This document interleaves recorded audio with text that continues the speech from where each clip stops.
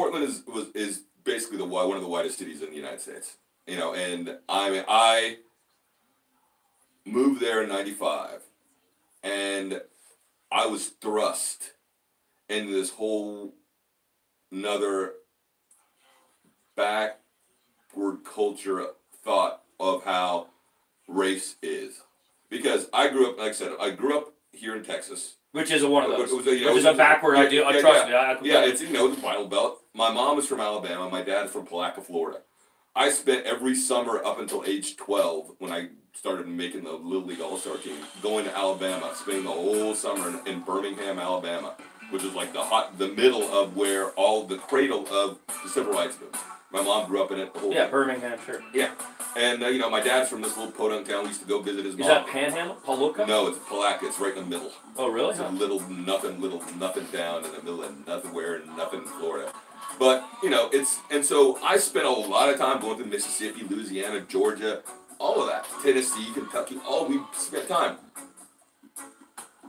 And we're talking the 70s and the 80s when people had no concept of race relations. It was like there was them and there was us. Yeah, right. Totally. That's how it was. Yeah. And so I grew up in this weird sort of amalgamation of intolerance, but knowledgeable intolerance. It's like, okay, well, we really don't like other people, but we know that they're there, and so we need to figure out a way to live with them. We don't necessarily need our daughters to marry them, but we're not going to kick them out because they're different colors. It's like, okay, we're just going to figure this out. And so people were working on figuring that out. It was always getting better, always got better. Never went back. Then I moved to Portland, Oregon, which was completely divorced from the rest of the country. That's what people don't realize. The United States is such a huge country. When you have these little pockets of isolation, especially when it's homogenous the way Portland, Oregon was, I actually started to encounter racism and backward thinking and neo-Nazism, and because neo-Nazis were huge. Yeah, Spokane. Yeah. All that area. Yeah, in the '90s. Idaho, the northern Idaho. Yeah. Well, in the '90s there was that huge case where an Ethiopian student was beaten to death outside his house in Portland, Oregon. Okay, I know some of those dudes. I met some of those dudes. Wow. They had, the thing is, like, there were, at that point, there was such a small percentage of people of color living in Portland, Oregon, that they were never really a threat to anyone's job, anyone's lifestyle, anyone. It was just that, we're so divorced from reality, and we're dealing with this ideological mindset through a weird filter. It's like when Europeans deal with rockabilly. It's like, they're taking something from America, but they're pulling it through their, this weird filtered view, an idealized view of what it is, and that's what they did with neo-Nazism. There's huge, they thought it was like, oh, well, it's just because, white pride. It's like, no, it's not white pride, it's ignorance. You don't know it because you're so far removed from the rest of the world, living in your little isolationist, little backwood water town, that they never really,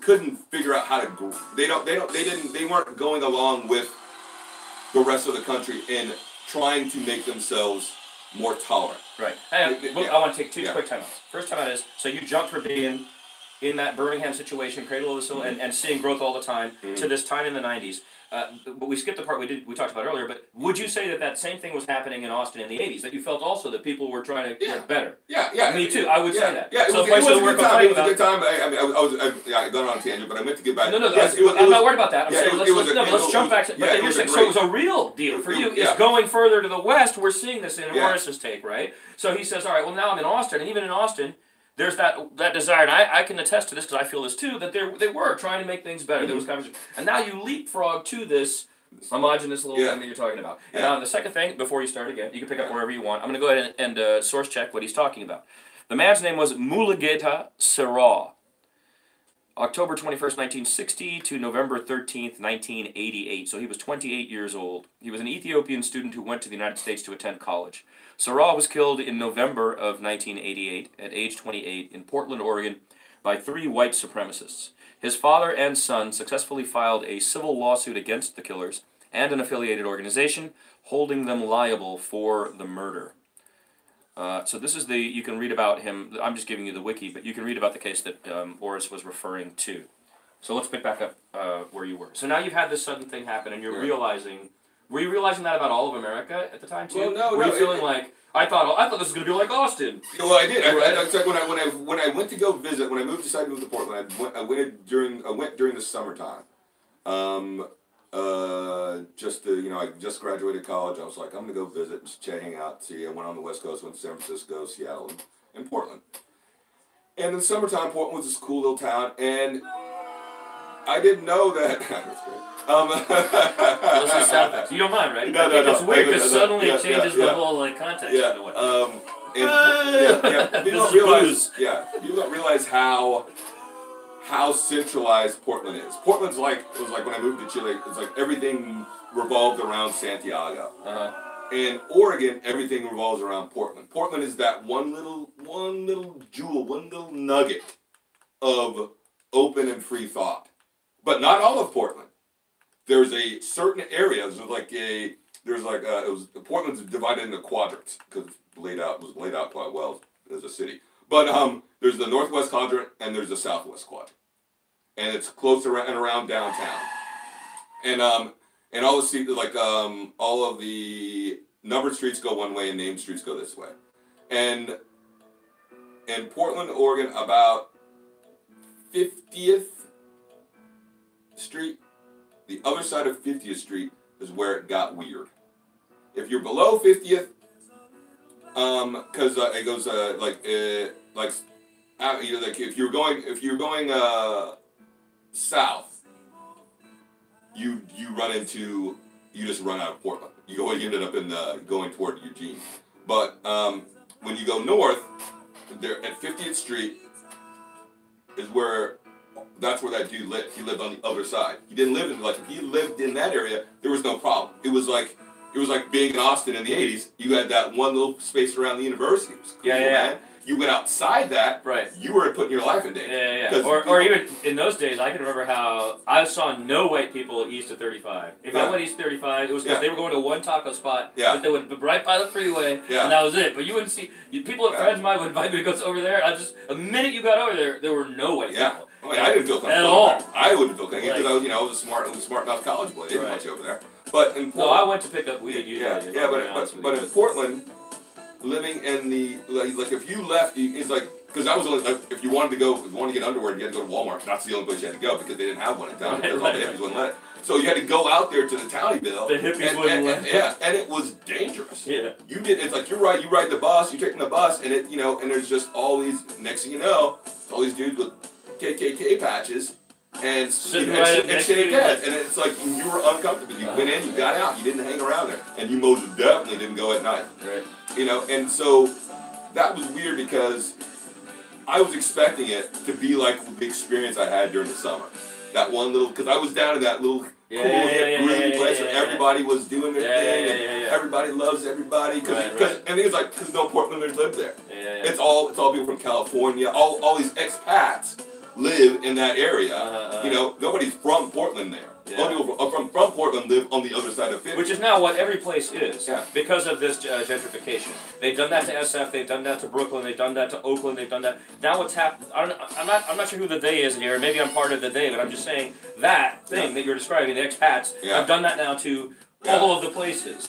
So you can imagine this story you're telling being a perfect mirror of every one of those. You don't go and. Dude, I can go places in Oakland, those cats can't go in Oakland. You should see the movie Blind Spotting, by the way. Incredible film about exactly what we're talking about. 2018 is ending here. That's one of the best films of 2018, Blind Spotting, an Oakland film. Another one, of course, Sorry to Bother You, check that out.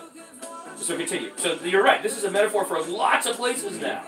Yeah. Right? And they're not even talking. Yeah. So what do? What you just described you doing, every one of these people is now doing with throw the headphones on, go like this, go get my shit and get out. So there's no dialogue happening anywhere. Yeah. Which just makes each group more and more desirous to fuck you then, you know. You know, and the African American black population, people of color, like if you wanted to see Hispanics, you had to go to St. Paul, which was south.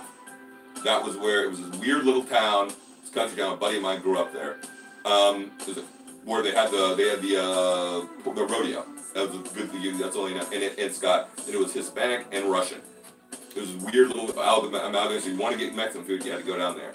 There was a few little places northeast in Portland where there were some Hispanics, but you know they were the minority. And the blacks were such a small minority. It wasn't even. It was weird. And you know, like I said, the minority would be that the minority. The term we're using is even ridiculous, but. Between 1848, when the guy found the gold at Sutter's Mill, 1848, not that long ago. At that point, there were 33 languages between Sutter's Mill, Northern California, and Canada. And what they did was they shoved all the natives and pushed them into, and took all of the 49ers, you know, I'm talking about that era. So the nigger, if you will, of there was the natives. Yeah. And you may have seen that. Right? But they just jammed tribes together to live in shitty fucking conditions, and then they were the working class, uneducated, black, lower, you know what I'm saying? Yeah, but in Oregon, it was weird because if you went to Seattle, they have a huge Asian population. Right, because you're right. And like, you know, the Chinese food. Vancouver, Seattle, all those Hong Kong Chinese. Yeah, you know, like, Chinese food, Japanese food, Filipino food, all of it, you know, even, you know, it was just great because they had these huge, vibrant communities. Portland, which is 3 hours away. Right. Nothing. Huh. It was, you know, because... The people don't want to live there. No, I can't remember what it was. There was a time period when they brought in all of these Chinese to build, like, the roads and railroads. And when it was done, they were like, get out. And so they all moved to Seattle.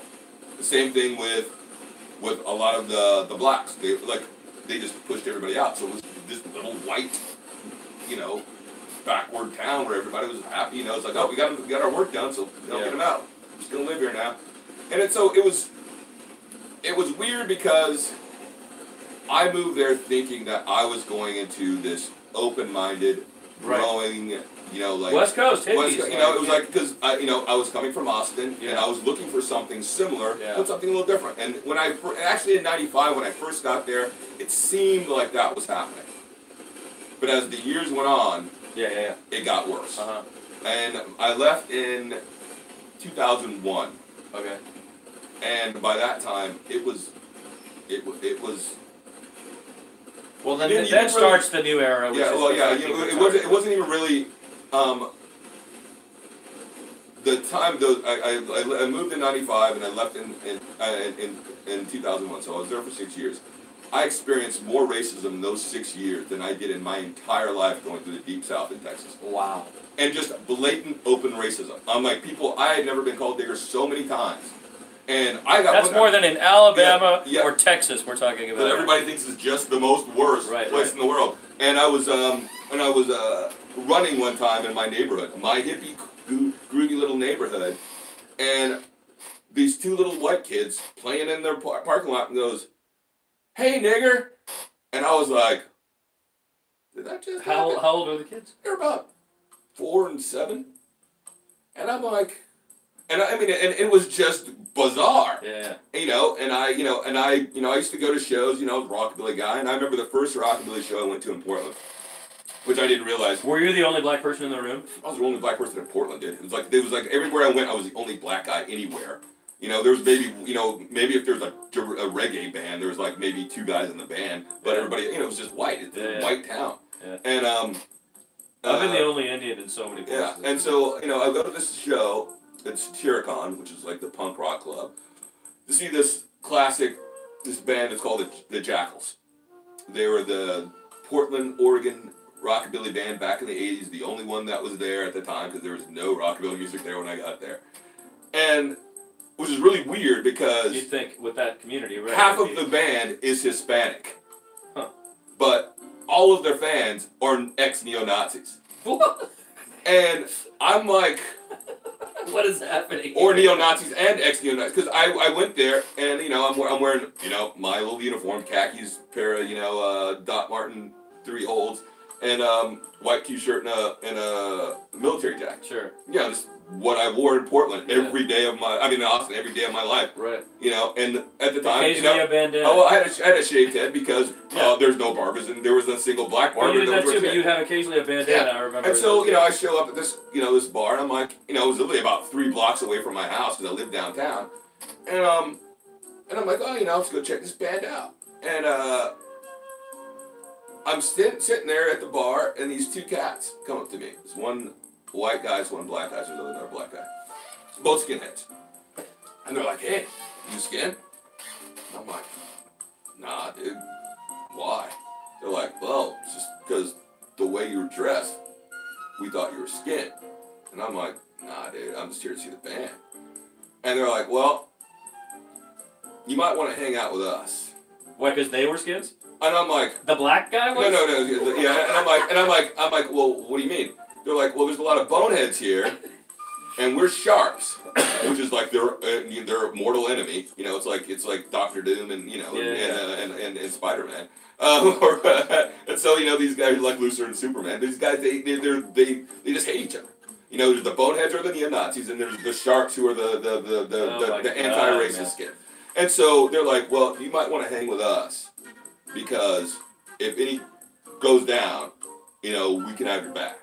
Which was cool from their part because they didn't have to do crap for me. Well, no, right. But it's like, so. It also says that that's been going on long enough to develop a whole freaking community of response. Well, I didn't even realize that this was a thing. Yeah, right. And I consider myself a fairly worldly person, and here I find myself into this weird microcosm of what people thought was reality, right. And I'm having to deal with crap that I thought was done. Yeah.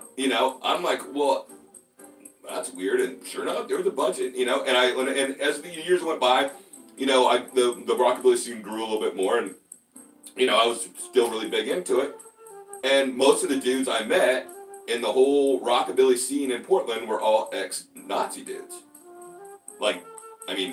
Straight up, all had neo-Nazi tattoos, those dudes were not, that was what they went. They went from being skinhead to Nazi. Wow.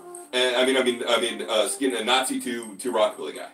So they grew out their hair, they greased it back, and put on their motorcycle boots, and so they're just looking for something to join. Yeah, well they